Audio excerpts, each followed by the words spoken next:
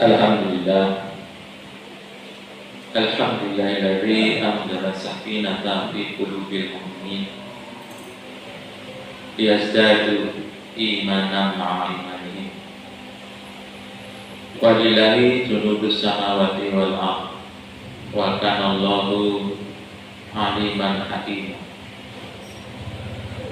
Asyhadu an la ilaha illallah wahdahu la syarika lahu wa asyhadu anna Muhammadan abduhu wa rasuluhu la nabiyya ba'da.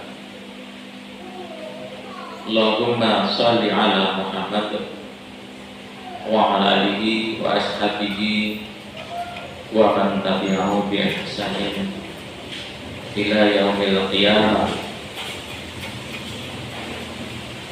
Ya ayuhan nas, ayuhal hadirun, ittaqullah haqqa tuqatih wa la tamutunna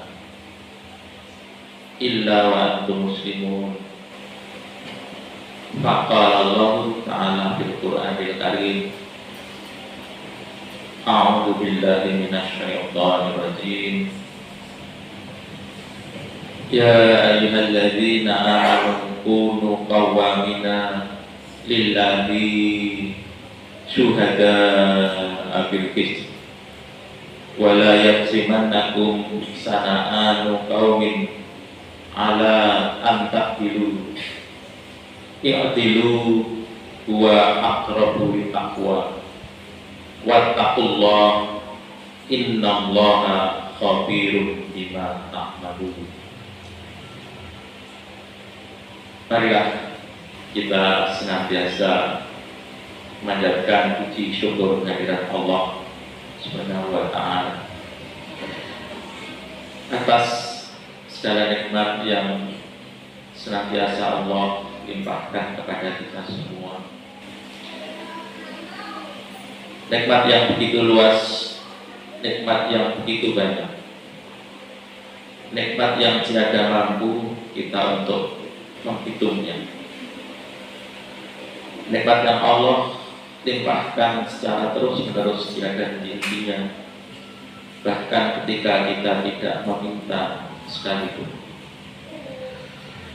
Semoga apabila kita mampu dan mau mensyukuri nikmat Allah dengan ikhlas, dengan benar, Allah akan melipat gandakan nikmat yang diberikannya kepada kita semua. Amin.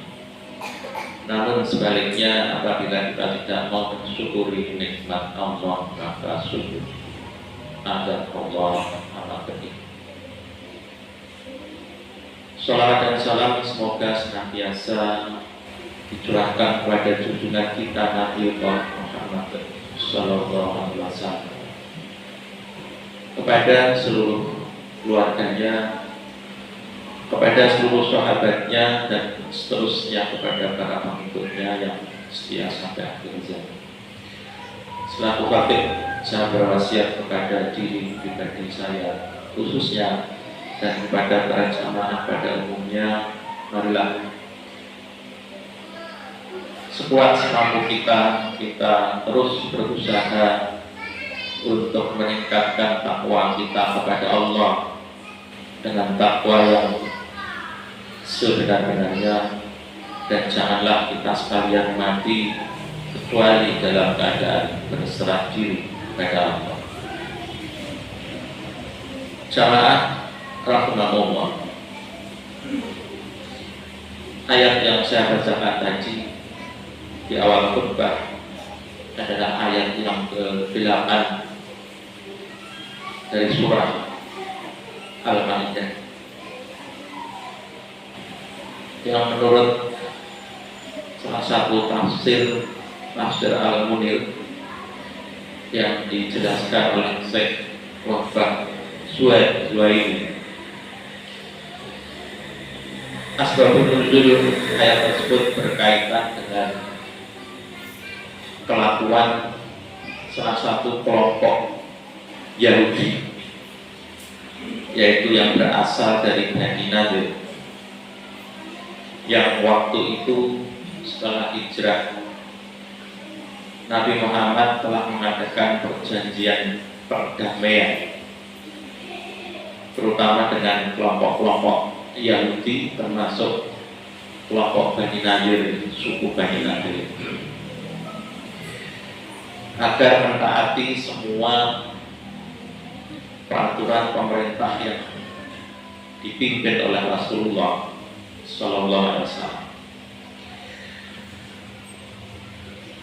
Namun seperti biasanya orang-orang Yahudi itu senantiasa mengingkari janji, seperti yang terjadi pada tahun keempat Hijriah. Suku Bani Nadir, kelompok Yahudi ini bersekongkol dengan orang-orang musyrik Quraisy untuk membunuh Rasulullah Sallallahu Alaihi Wasallam.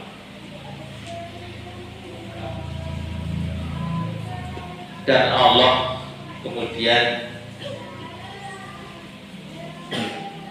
memberi tahu kepada Rasulullah, sehingga Rasulullah kemudian memerintahkan kepada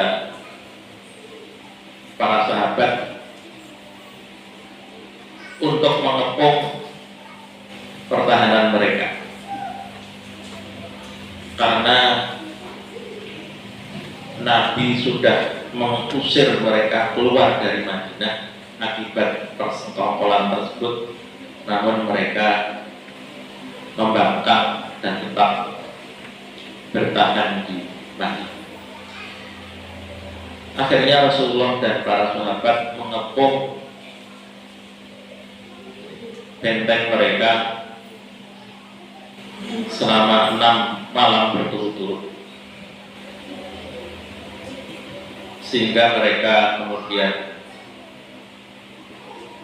terblokir aksesnya untuk pangan. Mereka kelaparan, dan oleh Allah ditanamkan dalam dada mereka ketakutan yang luar biasa, yang kemudian akhirnya mereka menyerah. Sebagian dari kaum mukminin waktu itu menginginkan tetap mereka dibunuh aja, untuk memberi pelajaran berikutnya, agar mereka tidak membangkang lagi, tidak ngeyel lagi seperti yang sampai sekarang ini mereka lakukan. Nah, berkenaan dengan kemauan para sahabat Nabi untuk menghukum mereka seberat-beratnya, maka turunlah ayat ke-8 surat Al-Maidah yang sudah saya bacakan di awal khutbah tadi. A'udzubillahi minasyaitonir rajim. Ya ayyuhalladzina amanu kunu qawwamina lillahi syuhada'a bil qist. Hai orang-orang yang beriman, jadilah saksi karena Allah dengan adil, dengan benar, dengan objektif. Wala yajrimanakum sana'anu qaumin ala ta'dilu. Dan janganlah kebencianmu terhadap suatu kaum, terhadap suatu golongan masyarakat, menjadikan kamu berlaku tidak adil. Nah, ini sekaligus firman ini mengingatkan kepada para sahabat Nabi ketika itu yang menginginkan tetap menghukum berat mereka, pembangkang dari kelompok Bani Nadir Yahudi itu, karena kebenciannya, karena memang kelakuan Yahudi sendiri yang seperti itu. Ikdilu wa aqrabu littaqwa, berlakulah adil, wa aqrabu littaqwa, karena adil itu lebih dekat kepada takwa. Wattaqullah, dan bertakwalah kamu sekalian kepada Allah. Innallaha khabirum bima ta'malun. Sesungguhnya Allah itu Maha melihat, Maha mengetahui apa-apa yang kamu kerjakan. Jamaah rahimakumullah, ayat tersebut tidak hanya memerintahkan Rasulullah dan sahabatnya saat itu untuk berlaku adil kepada siapapun juga, bahkan kepada orang-orang yang tidak kita sukai, dan menjadi saksi secara adil juga.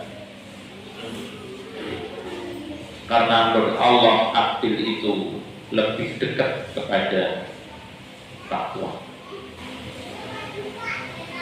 Dan ini memang sangat berat untuk berlaku adil. Apalagi ketika adil itu harus kita terapkan kepada para musuh kita atau kepada para orang-orang yang memusuhi kita, termasuk pada orang-orang yang kita benci. Tetapi itulah petunjuk dari Allah yang tentunya akan lebih baik daripada kita berlaku atau melakukan suatu kaum dengan dendam yang terus-menerus, dengan kemarahan yang terus-menerus, yang menyebabkan kita tidak bisa berlaku adil. Dan akhirnya waktu itu Bani Nadir Yahudi diusir oleh Rasulullah keluar dari Madinah, dan mereka akhirnya menetap di suatu tempat yang disebut dengan Khaybar. Jamaah rahmatullah, mudah-mudahan apa yang sedikit itu yang saya sampaikan, yang sekarang juga bisa kita saksikan beberapa orang-orang Yahudi, orang-orang Bani Israel yang sifatnya seperti itu masih kita terus lihat seperti yang kita saksikan sekarang ini. Mudah-mudahan kita diberikan oleh Allah kekuatan untuk menghadapi orang-orang yang seperti itu, dan kita bisa diberi oleh Allah kekuatan untuk bisa berlaku seadil-adilnya agar kita lebih dekat kepada takwa. Amin ya rabbal alamin. Wa nafa'ani wa iyyakum bima fihi minal ayati wal hikmah aqulu qawla Assalamualaikum warahmatullahi wabarakatuh. Wal mu'minina wal mu'minat fastaghfiruhu innahu huwal ghafurur rahim.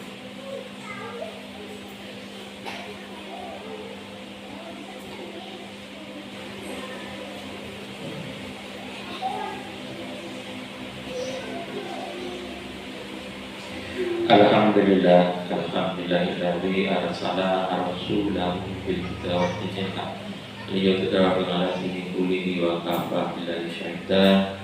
Asyhadu an la ilaha illallah wa asyhadu anna Muhammadar Rasulullah. Allahumma shalli ala Muhammad wa ala alihi wa sahbihi ajma'in bi rahmatika ya arhamar rahimin. Allahumma ighfir lil mu'minina wal mu'minat wal muslimina wal muslimat al ahya'i minhum wal amwat innaka sami'un qaribun mujibud da'wat ya fatiha. Rabbana la tuzigh qulubana ba'da idh hadaytana wa hab lana min ladunka rahmah innaka antal wahhab. Rabbana zalamna anfusana wa illam taghfir lana wa tarhamna lanakunanna minal khasirin. Rabbana atina fid dunya hasanah wa fil akhirati hasanah wa qina adzabannar. Subhana rabbika rabbil izzati amma yasifun. Wassalamun alal mursalin walhamdulillahi rabbil alamin. Amin.